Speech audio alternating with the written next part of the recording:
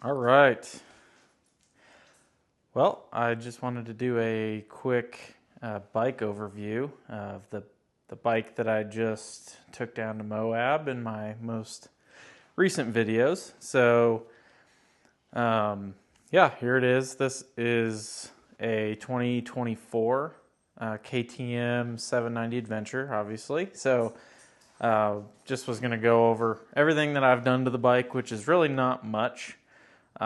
Just kind of as a frame of reference for that video because, I got through some more technical stuff than I expected. Probably not extremely technical for a lot of people, but for me it was pretty technical, especially being the first trip on a, pretty big bike. So, yeah, basically the main couple things I've done, obviously you can see I've got the Tusk rack here. Didn't have any bags on it when I was riding, but those are there. They're kind of nice for just moving the bike around and everything. But yeah, I've got a set of 1-inch bar risers on there. They're the Turatech ones. So I'd say the biggest thing that I've got that I did differently than stock really is these tires. Tons of videos about these tires. They're the Tusk 2-track. I mounted them and balanced them myself. It was quite a pain, as a lot of people say, but it wasn't as bad as I expected. The front wasn't bad at all. The rear was kind of a pain, but yeah, if you use some ample lube, then it'll be great. So there's Doug. Anyway, so yeah, I mean, that pretty much is the main thing. I did have, let me show you guys how this works. I've got a Garmin Zumo XT2 with a custom homemade mount on there, and I just designed and 3D printed that. So this is how that looks. There's plenty out there that you can buy that'll do the same thing, but mine was free, so worked out pretty good. We got Hank over here freaking out looking for his chicken, so that's cool. So that pretty much is most of the stuff I've done to the bike. I do have there's not a lot of videos online or information that's super clear on whether spark arresters are necessary on this bike, but I did put that in before I headed down to Moab just to be safe. It's like a Fish Moto, I believe. Just goes in there with a couple set screws. I figured that would be worth it if it, came to needing it. I didn't want to get a ticket or anything like that. So, but yeah, I do have a set of double take mirrors to put on it. I did fall once, and the mirrors are, they're not bad, but they move around pretty easily, and I bump them all the time when I'm getting on and off the bike, so figured that would be a nice addition for my next trip. And yeah, overall, like I said, I hit a couple rocks with the skid plate. This is just the stock skid plate. It's not super sturdy, but yeah, I mean, there's really, other than a couple scratches and stuff here, you can't really tell that it hit a rock pretty hard. There is a couple, little tiny dents and stuff, but I actually expected this thing to be a little bit worse for wear than it is, so I'm pretty impressed with that. But anyway, yeah, that's the bike. So not a lot going on with it. It's only got 1,100 miles, so I wanted to tack on to that video just kind of a quick overview and first impressions of the gear I was wearing. So you guys are probably familiar if you've seen this stuff before, but this jacket and pants are the Klim Badlands Pro. I've got not a lot of miles on them. This was really the first trip that I've done with them, so figured I would just kind of share my impressions. The main thing that I'm hoping actually gets better, I mean, it's pretty stiff. It's got armor in it. I think this is the level 2 armor in this stuff, so it's, fairly bulky and heavy and stiff.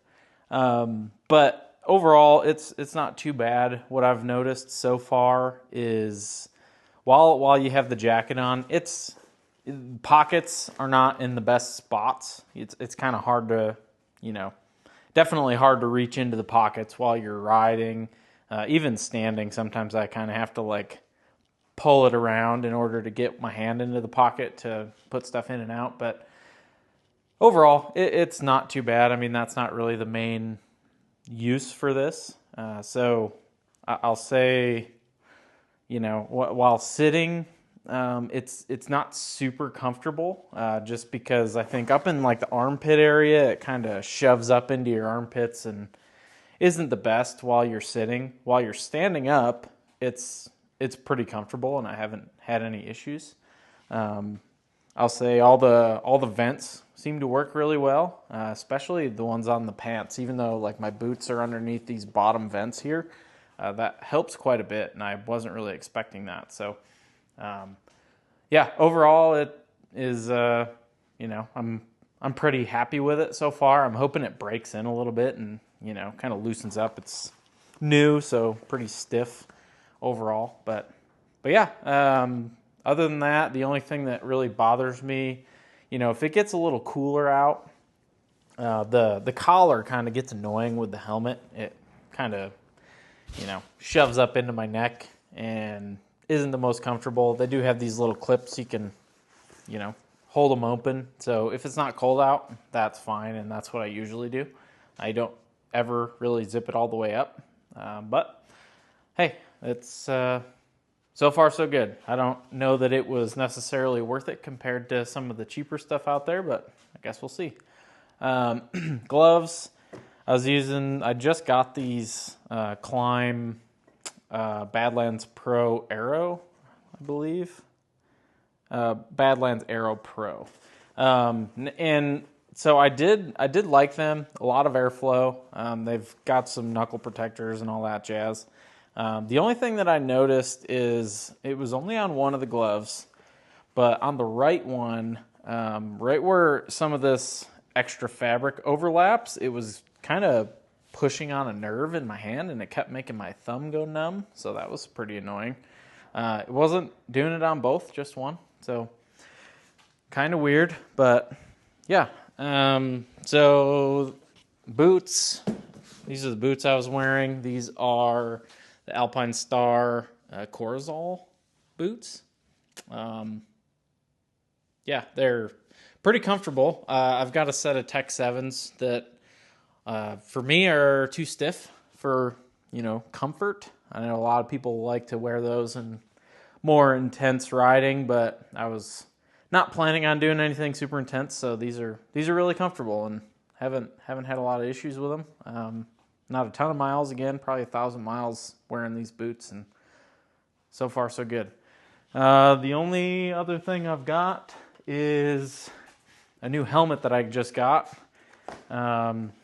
This is really a brand new helmet. This is the Klim X1 Alpha. So it's their newest helmet that just came out. I was really trying to decide between this and the Krios Pro. I ended up going with this one just because, it isn't quite as light and doesn't have quite the same amount of airflow, but I heard that it's quite a bit quieter. So I figured I'd give it a shot. And yeah, I was a little worried that it was going to be too hot, just being off-road, but I didn't have any issues. It seemed like plenty of airflow to me.